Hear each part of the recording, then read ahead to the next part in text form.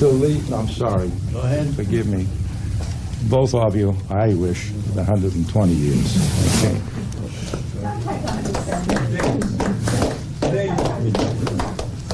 We have now come to the end of the registered required speeches, and I now have the floor open to any and all of you who wish to make whatever remarks, good, bad, or indifferent, loud or small, large or little, or what have you.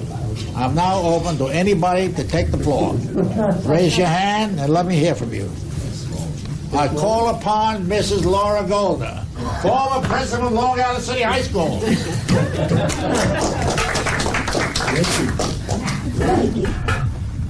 When I met Norman, my husband was overseas. And when I saw him, I agreed with Selma that he was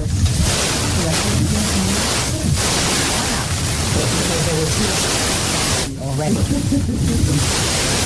And when Selma came into the bedroom, because I had a little baby then, Ginger, what I told Jeff was right on the telephone. She came in like 2 seconds after she met him. And I was probably diapering Ginger, and she said, "Hey, Mom." I was. I was indeed. It was a long time ago. And she said, "Listen, I'm going to marry him." I said, "What? What are you talking about?" Shh, don't tell anybody. I'm telling you, I'm going to marry him. And that was something that I listened to very seriously, because I thought, yes, I think she should. Excuse me. Excuse me. Yes? You know what you said? No, what does You said to me, crazy. that's the stupidest thing I've ever Exactly. And then, excuse me. She said, she looks inside, she's running very happy. But that's the stupidest thing. What do you think you're going to do? Like you buy clothes, you're going to get back. Return it. You'll do that. That's what you're going to do. That's just what you said. Maybe I said it was stupid. It was a very good idea.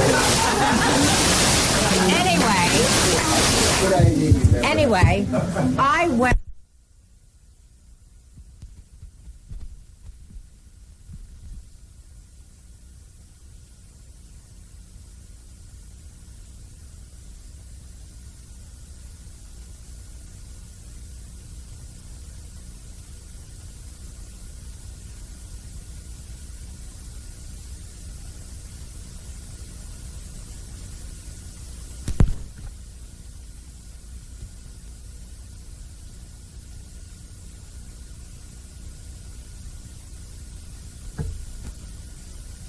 And the planning for the wedding. And all these years, I have still felt that that was really a storybook, really a storybook romance. And maybe they were victims, but they really came out ahead of the game. So what I propose to my sisters, to our husband, to our dear friends,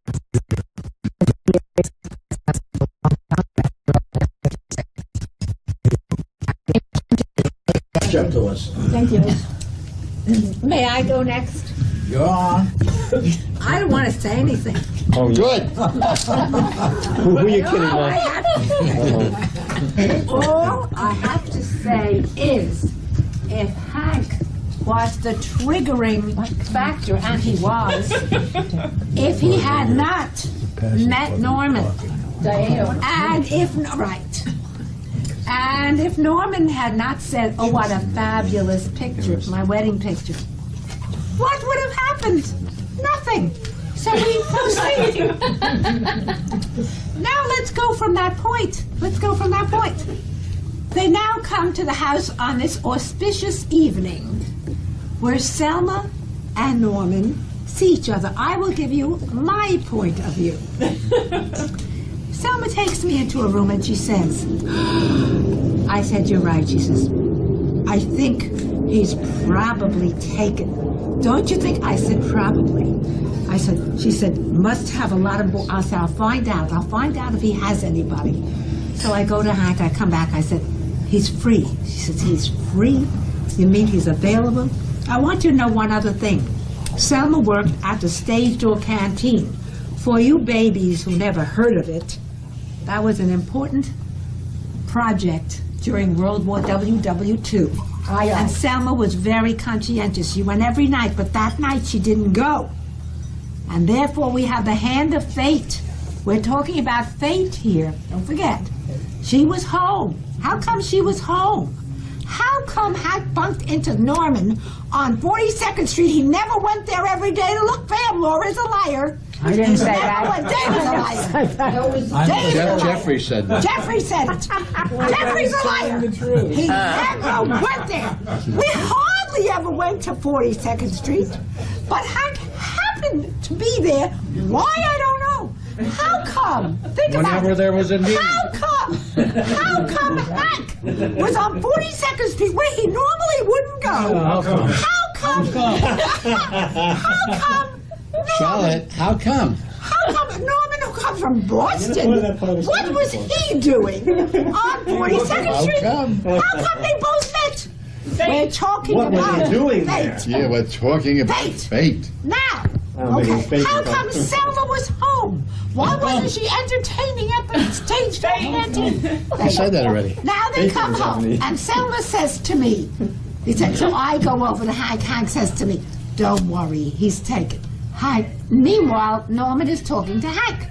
He says, oh, she looks just like yours.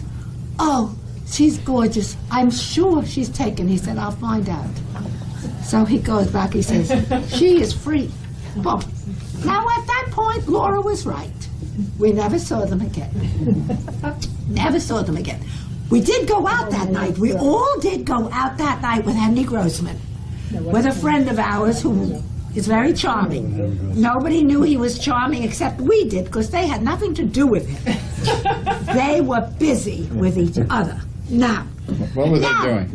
Quiet. Now I wish to involve myself in another way. It so happened that shortly after that, my husband was transferred to San Diego, where he had a big naval job. It so happened that I was pregnant. It so happened because of that pregnancy, I could not come to my sister's wedding. Now I ask you a question. Your sister, my fault. What? My fault. Wait a minute. Sorry. It's Gregory's fault. It's Gregory's fault because my doctor would not let me fly. And I told him that my twin sister was getting married. It didn't affect him one bit. I have a question to ask you. What wedding gown do you think my sister wore at her wedding? My wedding gown. And that's true. She got her fella through my husband. And she wore mine through my picture. And she wore my wedding gown. Therefore, we are now talking about fate. Right? Fate. We sure are. That's it. Okay. does say. And therefore, we now have here a couple who was Bashert to get together. For the rest of you who don't know, the word Bashert is a beautiful word. Bashart. the spelling. It means fated. It means fated. They were Bashert fated to get together through magic, through twinship, through whatever fates, whatever forces that prevail, and we have them here, and they will now prevail as your wonderful friend said, bis 120. Here we go. 50 years. Is there anybody else? If not, I now call upon the young lady of 50 years of marriage, the one I spoke about originally, and she is now going to speak whatever she has to say about her husband and about her life, and God willing, for another 50 years to come. As my bubby would say, thanks, Dolly. I know that there are a million things I could say, and I'm really going to be very brief, but I have to say something about everyone. Before I do, I have to talk about my twin sister, Charlotte, my alter ego, where the two of us were born. We're 2.5 pounds, and my grandmother was not happy about us at all. because my mother was imminently considered not to be able to survive the night. We were the people who had caused it. But she managed to keep us alive, and we grew, and we had a wonderful time together. And Charlotte, despite the fact that our whole life has been a series of competitions and constant one-manship, it's also been an extraordinary bond that nobody in the world knows unless you're a twin, and unless you know the joy of knowing that somebody thinks the way you do, knows your feelings, reacts the way you do, is as nutty and idiotic and crazy and impossible as you. So before anything, I want to say thank you to Charlotte for having made this a spectacular occasion. Instead of a room, it's a room of magic. She killed herself, but she did a beautiful job. So I want to thank you, Charlotte.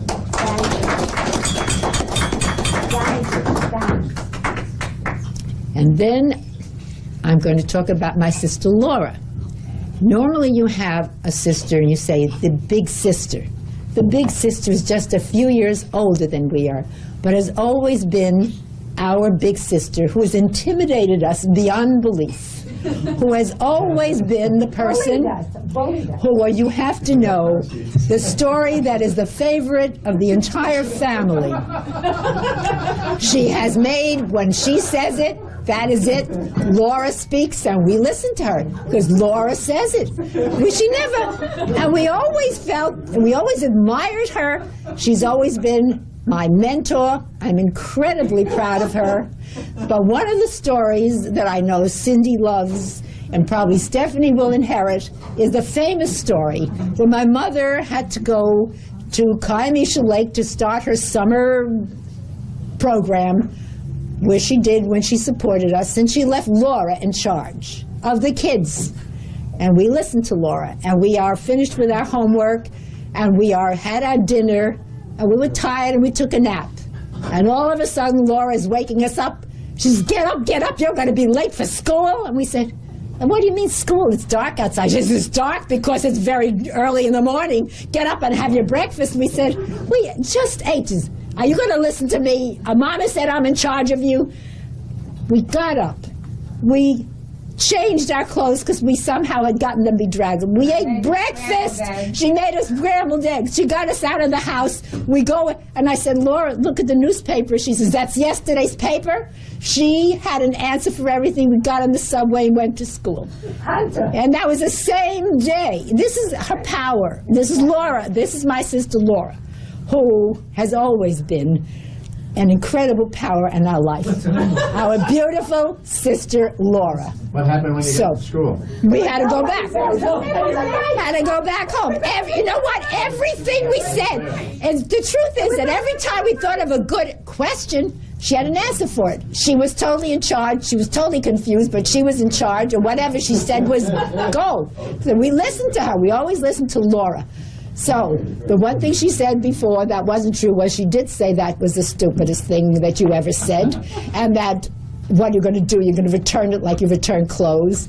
Nevertheless, Laura Lakey, Larkspur, Lester, our Lakey, is someone that we have always and always will think of as a very incredible human being. This is to Lakey, my big sister Laura. Here. And so, that I have to say, for Hank, who brought us together, who when I saw, I also thought it was totally, absolutely gorgeous and still is, and who is a sweetheart, I thank for bringing us together because he is a particularly marvelous human being. For my Davy, my brother-in-law, my brother Dave, whom before I was married, I was practically a member of their family. And when they lived in London Terrace, I had my own little room in the kitchen where they put a cot, closed the door, and that was my room. So everywhere that Laura and Dave went, I went. So this was my connection with my big brother Dave. So going down the line, I have my niece Ginger, who was born when Dave was overseas, And I went with Minna down from the Bronx to Beth Israel Hospital and was the first person to saw my Ginger, who was such a gorgeous baby that people would stop on the street to look at her, and didn't see her father till she was 8 months old. 9 months old, excuse me. So that's my Ginger. And then we have Evie Jane, who has suddenly, not long ago, appeared in our lives, and is someone we absolutely adore, and who, as Norm says, is the daughter we never had. And we thank her for being part of our lives. And there's Joni, who's been part of my life ever since I taught at Woodrow Wilson High School, is the best friend you could have in the world. You don't just have to call Joan, you don't have to call her. She is the goodest person that ever lived. And then we have, we got to go down the line. Okay, we're going to talk about Colleen, who is the newest person here, with Ricky, who is beautiful and charming and delightful, and we are very happy to have her here. Kindly mind your business, I'm doing this. And then we have Connie, who is somebody that we know from a number of years, who is not just an actress, but whose emotions and feelings make her the most delicious human being, and we just love her. And then I'm going to talk about before I get to my 2 sons, I have to talk about my 2 grandchildren. You will forgive me, but there's a certain phrase that my father's brother used to say, and Charlotte may not remember it, when he would put us on his lap and he'd say, "You're my heart's delight and the love of my life." And that's what Stephanie and Benjamin are to me. They're my heart's delight and the love of my life. And I have to tell you something about Stephanie. When she was in Hebrew school about a year or so ago, she had this wonderful Hebrew teacher who was absolutely overwhelmed by her knowledge of Hebrew, her brightness, everything about her. And he wrote a little note to Cindy, and he said, aside from her ability, he said, "You know about Stephanie? In one word, she's a mensch." And that's what Stephanie is.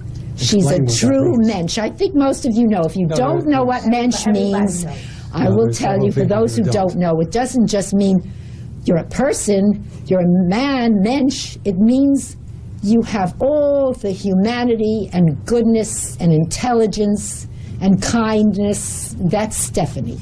And Benjamin, with his creativity and his charm and his beautiful sense of writing, is just magic.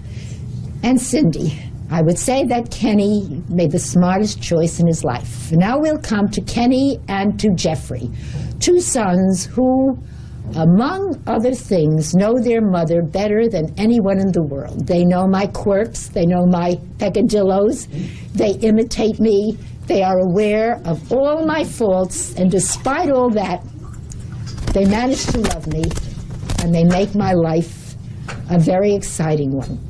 But I'm going to say a few words about my husband. This is the man who I know it's not politically correct to say that there are fairy tales. They're not supposed to mean anything, and they're supposed to be kind of silly. But when I saw Norm, I really felt that he was my knight in shining armor. I did feel that he was so extraordinary that he must be married or he must be engaged. And since he came from Boston, knowing very little, I was assured that he lived in Beacon Hill and was very wealthy and had one of these society girls. Hardly did I know that he sold magazines for a subscription to help him get through college. All I knew was that when I saw him, I felt that he had to be very stupid because he was so good looking. And that he had to, when he started to speak, that he had terrible speech and diction. And you were sure. And then he started to speak. And he sounded pretty good. And so I knew that there was nobody else in the world for me. And I really was happy because I thought, well, gee, I'm normal. Maybe there is such a thing as love. And so it happened that it really worked out. And as Laura said, we went and we got the ring. And when he came back, we walked for 50 blocks in the rain. And we talked about 80 nothing. 80 blocks. 80 blocks. So when I saw him and he came back, we were so tongue-tied. All we did for 2 hours was talk about Douglas MacArthur, about whom we cared nothing about, but couldn't talk about anything else but Douglas MacArthur. And then when we went back to the Bronx, Laura and my mother were there, and they said, shh, shh, he's talking to her, let's hide. They were very obvious. They went in the other room. And then he asked me to marry him, and I said, yes, yes, yes. I said one yes, and that's all. But that was all. We're getting married. And so fortunately, I had the wedding gown that was all set, fortunately. So we were married. 1 month after he came, we managed to have an engagement party, which my sister, my aunts, my mother worked out. Then had the wedding, and it worked out pretty well, I would say. Most of all, I feel very fortunate. But I do have to tell you a few things about my husband. He has certain faults. One of the faults is that he does not like things that are not neat. And therefore, all he does is walk around the house and throws things out. Doesn't matter if they mean anything, such as the time when we had a pigeon event for Jeffrey. There was a box with some old socks in it. So he sees the old socks and he throws them down the incinerator with $300 in the box that I put there as some kind of a little place to hide. My mother came and brought a lot of rolls for the pigeon event. He sees a bag, looks like junk, he throws the bag of rolls down the incinerator. That's my husband. He also doesn't hear too well. And what he does is he does like Dave and Henry, who don't hear very well either. Watch it. And what he says is, You heard that? why don't you articulate? He doesn't say he can't hear. He says, why don't you speak clearly and why don't you articulate? These are one of the many faults. Same problem. So I have to tell you, there are some flaws in this love affair. Like he says, if you spoke clearly, I'd understand.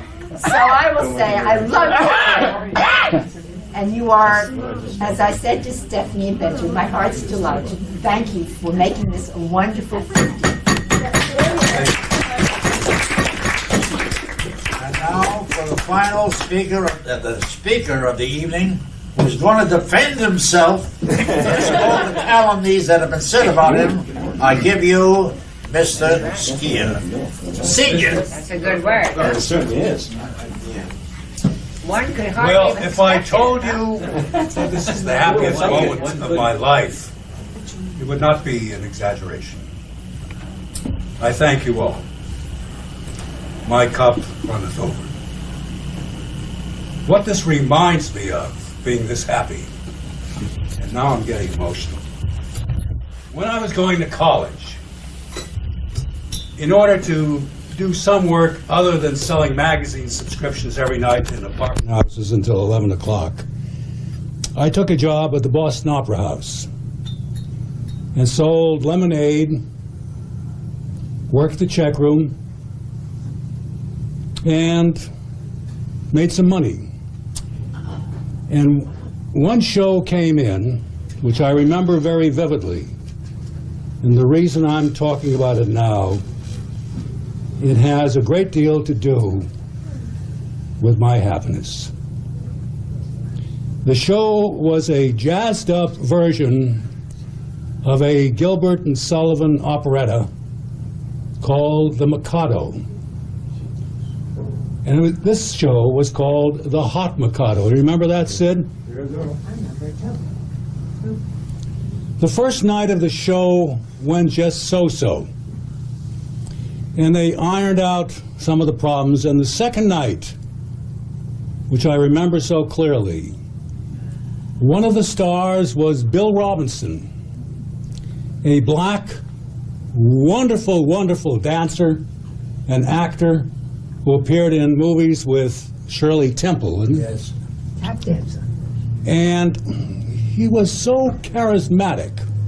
As a matter of fact, every night before he went on, he would be at the stage door, and all the black children in the neighborhood came, and he would have a bag filled with coins and was giving out money. But the story I want to tell, which I remember and that I identify with right now, in one of the scenes, he tap dances down a huge stairway, and it's an extraordinary performance. He was an artist, an unparalleled unparalleled artist. And when he finished, the house just roared with applause. And he was pouring perspiration. And this magnificent smile enveloped his face. And his words, which were not part of the show, and that's what I remember, and that's how I feel now. He said, "Shoot me while I'm happy." And that's how I feel. I want to thank Charlotte for what you did tonight. An extraordinary job. My pleasure. I thank you from the bottom of my heart. My pleasure. I also want to thank Laura, who was part of all the planning and help, because it wasn't very easy for us to plan this from New England. So I thank both of you. I also want to say that the three girls, Laura, Charlotte, and Selma, born of Minna, the most extraordinary woman that walked this earth. And it's no surprise that these three ladies born of Minna all have achieved at least 50 years of marriage. Starting with the Goldners, who are now celebrating their 56th anniversary. And it's really not surprising that the Goldners should be the first to have celebrated a golden anniversary. And the Greens, I think now, 54 years. So Selma and I are the youngsters. What's so great about 50, 56, and 54? Not so great. The most we can achieve is a Bronze Star. And I will take it. And I love you. Now, you took part of my speech away, I'm sorry. Charlotte. Sorry, dear. I didn't mind, because if anyone were to take my speech away, I deserved it because I was part of it. you really deserve it. And you know, you remind me a great deal of my wife. Really? What a surprise. I am a believer, a firm believer in fate. And our marriage was fated. The word that Charlotte used, which I intended to use, and I'll use even though you already stated it, is beschert. Right. Now let me tell Connie, Joanne, who else here is Colleen. Colleen. Colleen. Beschert means Fated. fated, destiny, ordained. Our marriage and our meeting was absolutely ordained, and I will prove it. It's because of my mother. My mother, an immigrant woman who was widowed when I was 8 and my sister was 10, was a very hard worker. And when I was 5, I came down with infections in both ears. And my mother didn't want me to be operated on, and through a friend, she met a doctor who was a pioneering nutritionist, years and years ahead of his time. And he put us on a diet. The whole family, except my father, God bless him, because he was stubborn just like I am, and he said, "I'm not going on this diet." But my mother went on it, I went on it, and my sister went on it. And I remember it vividly because for the first 3 days, what do you think I had to eat? Only castor oil. Oh, castor oil. The purpose was to clear out my system, and boy, did it clear out my system, and I've never forgotten those 3 days. My ears did clear up, and as you'll know as I go on, it had a great deal to do with my destiny. My mother also didn't believe in invasive surgery. And when I was constantly being troubled by tonsillitis, and the doctor wanted to operate, she said no. So that was part of my destiny, as you will find out, and as you found out a little from Hank. Another bit of my destiny from my mother was when I was about to graduate from high school, Boston English High School, the most terrible, miserable high school that I can imagine. my mother bought me a blue serge graduation suit. She bought it on Washington Street, said, from the Six Little Tailors. Do you remember that place? I sure do. There were 7. Well, when she bought it, one had passed. I mention this blue serge suit because it's significant in my life, and I'm reflecting on my life now and what led up to my meeting Selma. The blue serge suit, the white shirt that she bought, and the brilliant red tie, and the shiny, shiny black shoes on this innocent 17-year-old who hadn't even started to shave yet, who was as shy as could be. I was then launched out of high school and into the new world trying to make a living. This was in the height of the Depression, 1935. I had received no counseling at English high school about college. My mother, I can't recall her talking about college, but she never discouraged me from going to college, and that was the important thing. The blue serge suit was significant because there were no jobs available. If you got a job and you were lucky to be an office boy at $10 or $12 a week, that was about the most you could earn. Pretty good. So I looked at the newspapers and I answered an advertisement, and I was hired immediately as a salesman. They couldn't lose anything because they were going to pay commission. The company was called Real Silk Hosiery. Now they had a unique product. We sold women's hosiery, and the customer could then choose a length that she wanted. There were 3 different lengths, custom lengths. And I went out with my little satchel and started calling house to house. I can't tell you how nervous and frightened and scared that I was in talking to people. I was shy. I was bashful. I had no confidence in myself. I finally found a woman who became interested in the stockings, and she was ready to buy. Then it came time for me to provide the size that she wanted. And that's where the job really destroyed me, because I wasn't ready for it. I was a 17-year-old, innocent young man. And I asked her what size and I had this tape. She had to stand at this tape, and she then proceeded to lift her skirt. And I became quite flustered. And I forget just how high it went, but it went higher than I had ever seen at the time. And I wrote up the order. I went directly back to the office. I said, here's your satchel. You don't have to pay any commission. I can't handle this. That was my first experience. I did discover something, though, about the element of selling, that maybe I could make some money selling, and maybe I could go to college. So I went over to the Boston Common and went through the newspaper that day. And I saw an ad, circulation sales.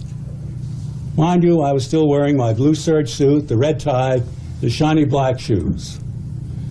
And I went to 215 Tremont Street, I still remember it said, to Better Homes and Gardens, Meredith Publishing Company. And I got off of their floor, and there were at least, I would say, 75 young guys lined up in the hallway. The manager of the office, Ted Dewhurst, I remember his name, went walking down the entire line, tapped me and 2 others and told all the others to go. Now, why did he hire me? Because I was a great salesman? Absolutely not. Because I was so innocent looking, he figured housewives wouldn't be able to resist me. Of the three of us, the other 2 failed after 3 days and left.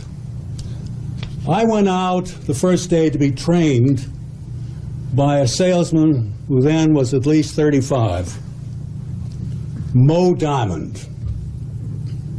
Mo Diamond was pockmarked. He was, to me, evil. Absolutely evil. I hated him. He was everything I never, ever wanted to be. And I went around with him all day. Twice he had amorous experiences. But I watched him. With housewives? Yes. With housewives? No, yes, of course. Okay.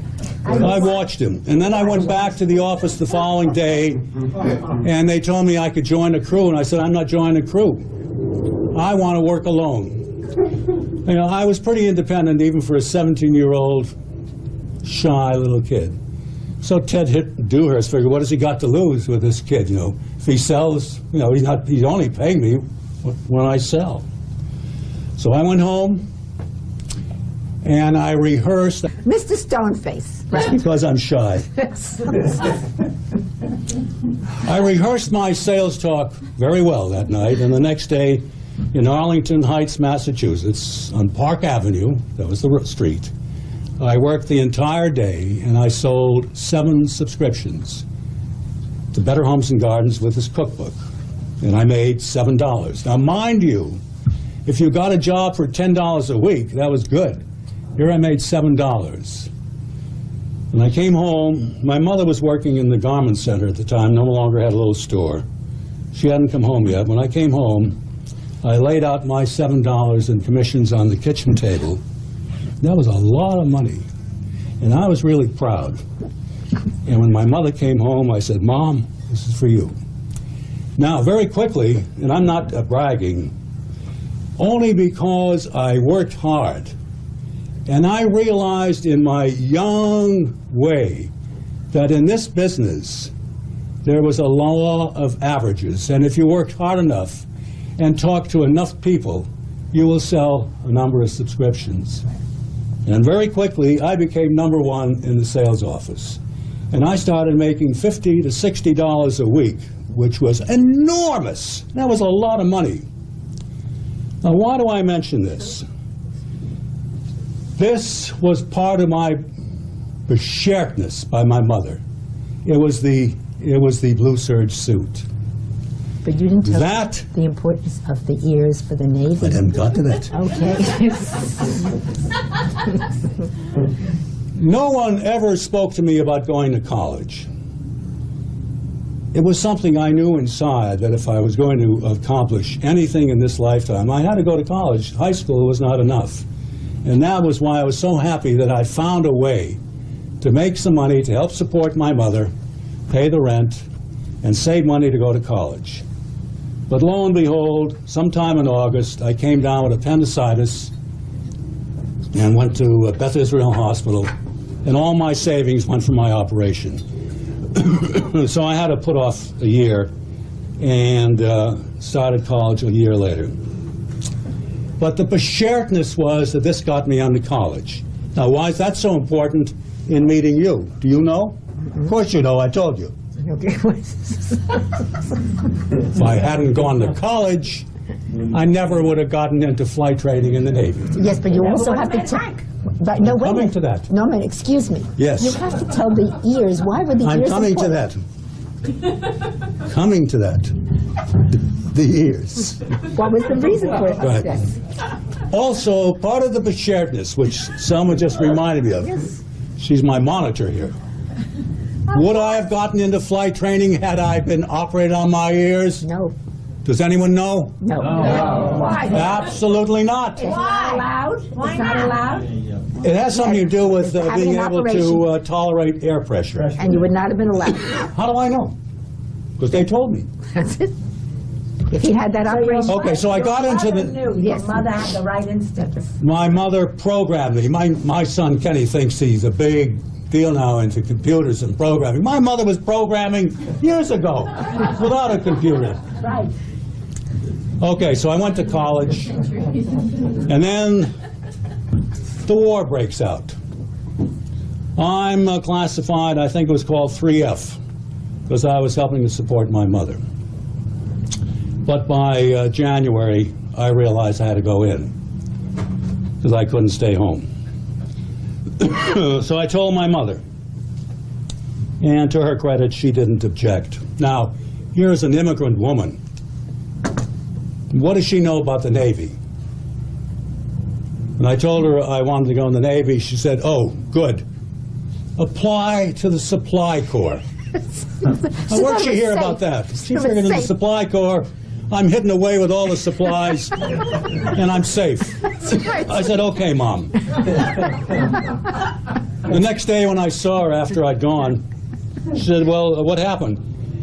I said, "I went over to the Navy building. You know, the office of the Supply Corps was closed. And I went next door. It was for flight training, and they've accepted me. I'm going in." But she accepted. She was a good mother. Tell her what she said, though, about flying. Flying low. This comes. My mother was a bit of a philosopher when it came to flying later. She didn't want me to get hurt. She said, "Ingela." That's what she called me, Ingela. I always thought it meant angel. Didn't mean angel, just meant little boy. You thought it meant little angel. You did. She said, "Ingela." She couldn't remember your name. She said, "Don't fly too high." I promised her I wouldn't fly too high. That's the most dangerous thing. He wants you to fly low. Now let me see where I am in my unplanned talk. Okay. So I get on the Navy, and then I get commissioned. I'm feeling pretty good, cocky, you know. Wearing that green uniform, I got my gold wings. And all the flyers, the aviators in the Navy that were the instructors, they were God. I mean, we looked up to them. These were the most advanced people in the world. And when I got my wings, I figured, boy, gee, I'm one of those. I still didn't feel like them, but I was pretty proud. I was kind of cocky. So I get my first assignment to Bermuda. And that's where I meet Hank, because in Bermuda, the doctor looked at me and he says, "You have bad tonsils." Remember I told you about my mother? For some reason or other, you know, on and off my tonsils were good and bad. And he said they'd operate. So they operated. And I've told the story a million times. My sons know it. My grandchildren probably know it, but they've never heard it directly from me, so at least you're hearing it now from me. Okay? They sent me this little mobile hospital where Hank was. He didn't look so good either, incidentally. You didn't get to hear that part, did you? They were to have prepared me for the operation in a tent about a quarter of a mile down in the field. But the corpsman, the medical corpsman, the counterpart of you in the Navy, he was having an amorous affair at the time and failed to give me the anesthesia for the operation. So it was raining that day, and an ambulance took me to the tent where the surgeon, as I've told this story. What was the corpsman doing now? He said he was having an amorous I have grandchildren here, and they had an amorous He's not affair. going to go into detail. Where was I? Oh, I'm in the tent. And the doctor there was a very good surgeon, I'm told. He was a Navy commander. One arm was in a sling because he was drunk the night before and fallen off a seawall. True. And he started to operate, and he didn't realize I hadn't gotten anesthesia. And that's why I looked as bad as I did when Hank saw me. Oddly enough, they didn't have the ambulance to take me back, and I had to walk back for a quarter of a mile in the rain. What? True. That's when Hank and I became good friends. Good friend. Very good friends. And that's when he showed me a picture of Charlotte. And I said, boy, because, you know, that's what I should have said. Are there any more? Whether I thought it or not, anyway, I said, boy, she's a beautiful lady. And then I said, are any more like them? He said, yeah, there is another. So we had a number of days together.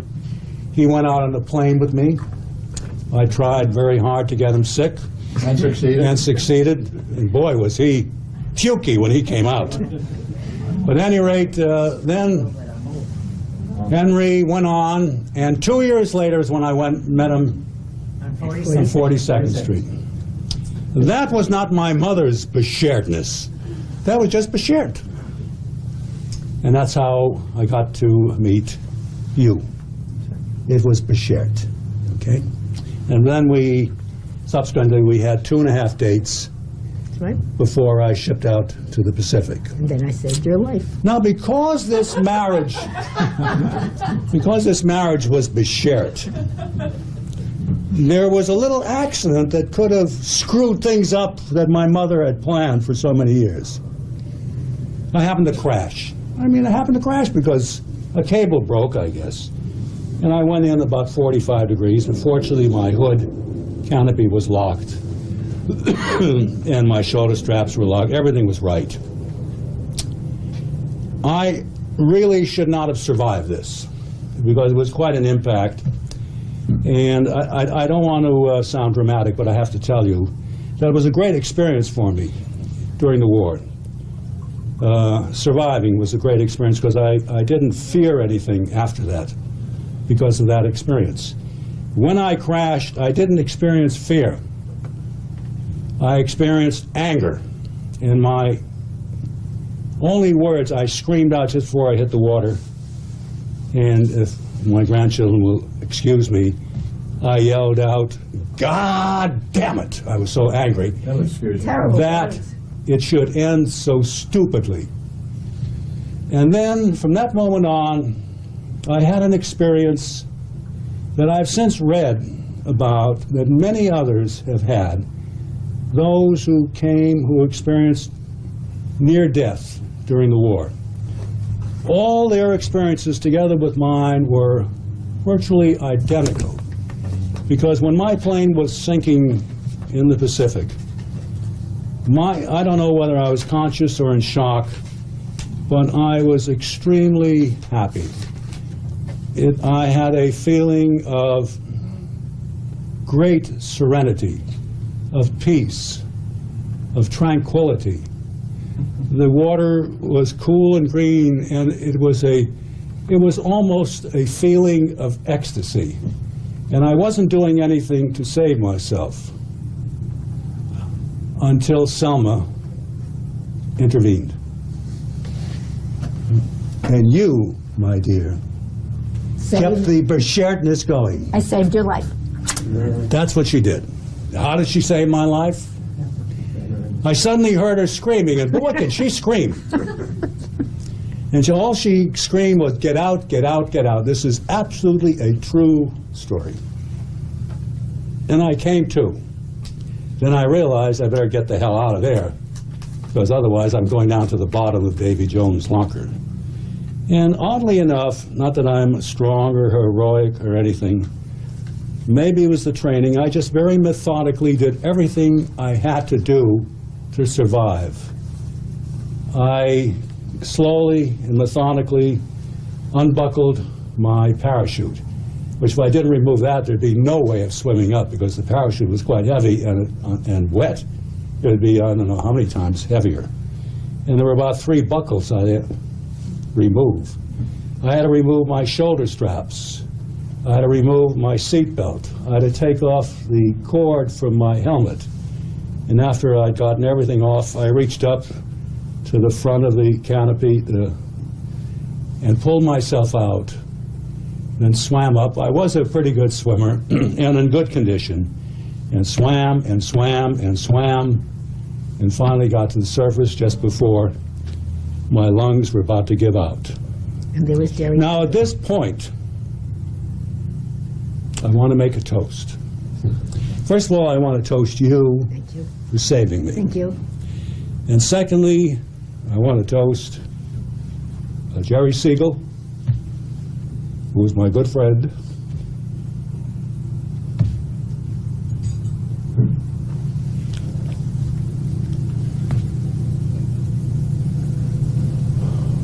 Excuse me. It was Jerry brave. Siegel was an ensign aboard my ship, and he saw me crash. And he was very religious. And he climbed up on the 6-inch turret, and he prayed. And he prayed. He never thought he would come up. And he helped save my life, And he was best man at our wedding. as you did. excuse the emotion. But at any rate, Jerry, who was a wonderful, wonderful person, and he was best man, said, because you were still in California. So he came to my wedding. And just about 2 years ago, he passed away, and I went to his funeral in Ohio. So I want to make a toast to Jerry Siegel.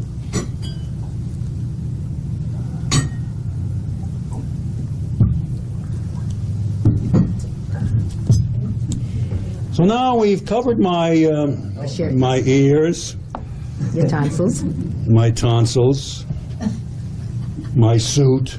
I don't know that there's anything else to cover. Is there any? No, It was all the shirt. beshirt. But it was also And makeup. my life, now as I reflect, has been a very happy one. It wasn't always an easy one. It's not easy when you're married and have children and you suddenly find yourself without a job, as I did several times, either because I elected not to have that job or because someone else elected not to have me. But I succeeded in my goals, and I have 2 wonderful sons, whom I'm very, very proud of. I have 2 great grandchildren. I'm surrounded by a wonderful family and friends. And so, Selma, if you'll stand up, Cindy, no. I want to make a toast to you. Thank you. Cindy. Selma, Yes. you not only have been my wife, you've also been my one and only love, my sweetheart, my constant companion, my best friend, my Shana Madela. And for those of you who don't understand that, it means pretty young lady. Very, very Shana Madela, not a Ladela, but a Madela, from the day I married you until this very moment. I want to toast to you, and I want to quote from Robert Browning's Rabbi Ben Ezra, Selma, grow old along with me. The best is yet to be. Thank you. Here, here. And may I just say one thing more? I will, please. I want to say thank you to Ginger. Nope. I want to say thank you to Ginger, our beautiful Ginger, for this wonderful, loving Ginger and Steve, for this lovely, thoughtful gift Right. of the Well, I champagne, meant to say which is that. part of it. And when Norm was talking about one other thing, we have to thank Kenny for being very smart. And one of his very smart moves was to marry our Cindy. And so that was in itself an example of great knowledge and sensitivity. And for that we thank you, because otherwise we wouldn't have Stephanie and Benjamin. And I thank you all because you are all beautiful and gorgeous, and I'm very lucky. Thank you. Could I say just one quick thing that has nothing to do with anything, but quickly, it has something to do with the Maître D, who was helping me to set things up. I am telling him that he's looking at the picture, he was in the Navy, huh? I said, yes. I said, this is like a 50th. Oh, he said, World War I. Kill him. Rest my case. Kill him. That's it. World War I. Okay. Dessert and coffee now? What you're asking? What do you want to do about your brother-in-law? What? What do you want to do about Henry? Does he want Henry to go on or forget it? Oh, you mean about the manager? We were supposed to serve the dessert. We'll have the dessert At and coffee, 10:30. and then we Serving can do it dessert and after- coffee then we now. can do it afterwards. Can he do Dessert his and act? coffee. You want to do his act anyway? I sent this to you. Like No, to. that's mine. It's already a quarter to 11. Well, we'll see about having dessert and Selma, coffee. say it? Selma's saying, because I have that. Oh, yeah, I love that. Show that to the kids. You have this picture? Laura. Okay. Okay, now, here's Norm, this is you. Now, yeah, I want to show you this. Okay. Yeah, so this is it, and that's Norm on the beach. And then Tusk.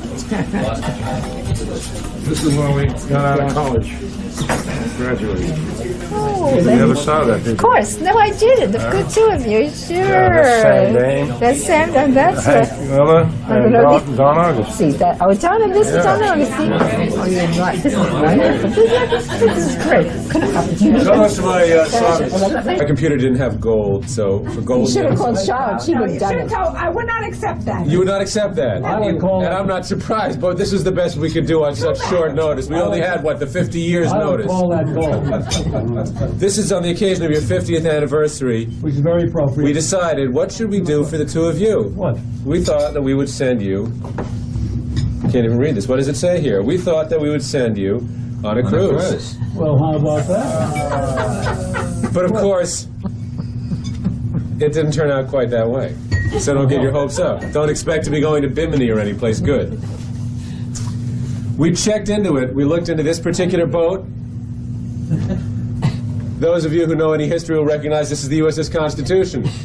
It turned out this particular boat was in dry dock. It was in dry I dock. was on that boat. You were on that boat. It's in dry dock. They would not take you on a cruise. We said, but it's their 50th. They said no. We looked and looked, and finally we found you a nice little place, Building up a little cute little shack by the water. along the Charles. No, along Boston Harbor. It's Boston, for those of you who've never been there. Terrific. This building here is the Boston Harbor Hotel. The fabulous, can you, Robert? Fabulous. The fabulous Boston Harbor Hotel. We thought we would send you the fabulous Boston Harbor Hotel for a champagne weekend. Well, that's nice. And then we found another boat that would take you out on a cruise and serve you dinner. A boat with real spirit. This is actually the Spirit of Boston. And then we thought, well, that'll take care of you for one night. What are we going to do the other night? And we thought, gee, if we leave these two alone, they'll get misbehaving. But we thought, no misbehaving, so we're going to send you out to a nice night to see 8 misbehaving. So that's our gift to you. Not an actual cruise, but a Boston Harbor cruise. Well, and a that little is weekend. spectacular. Incredible. I don't recall when I last kissed you, but I'm kissing you now. Well, every 50 years you're allowed. And I'm kissing you now. Thank you very much. That was brilliant, wonderful, and fantastic. I love it. I love it. It's just terrific. And you know, we'll be both very, very proud of you both. What do you think? No. That's So, So, Hank, it's all yours. Well, you'll take a look at it. Hardware store. I went into the store, and there was a young man about 17 years old. This side photographs better.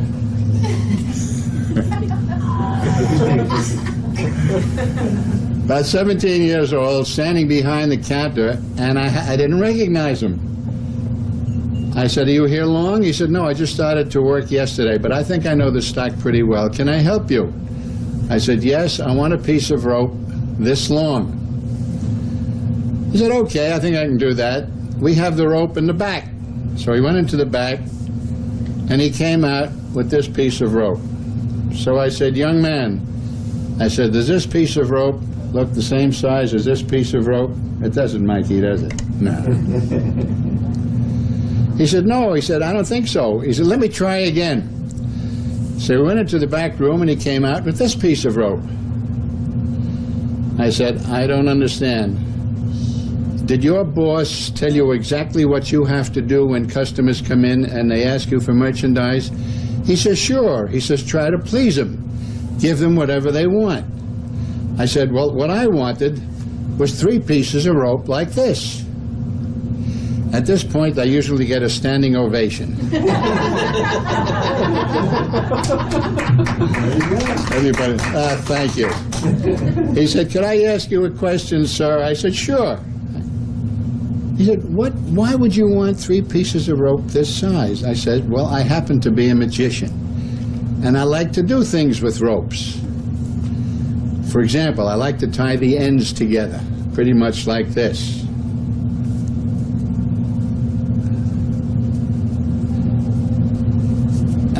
two.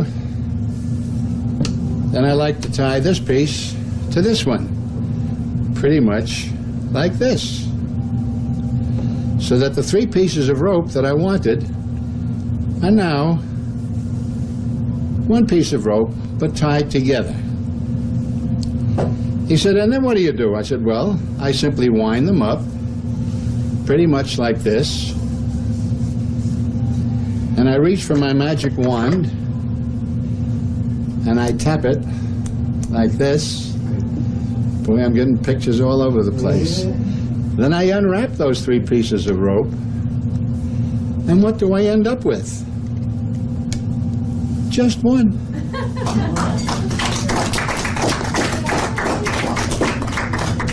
Okay, let me put my glasses on so I can see what I'm doing.